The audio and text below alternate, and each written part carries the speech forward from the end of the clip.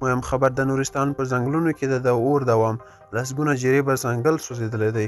سلام ستړي مه شئ، پام وکړئ دننه چې مهم خبر ته. نورستان کې د طالبانو ځایي چارواکي وایي چې د دې ولایت د برګمټال ولسوالۍ په ځنګله کې د لګېدلي اور له امله 80 جریبه ځنګل سوځېدلی او لا هم دوام لري.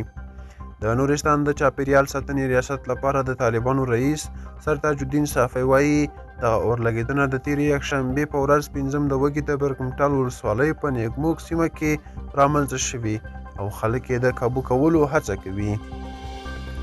صافی زیاتوي چې د سلګونه ځایي کسانو په همکارۍ د اور د مهار لپاره هڅې پیل کړي او په خبره یې اور لا هم دوام لري خو د پراختیا مخه یې نیول شوې ده.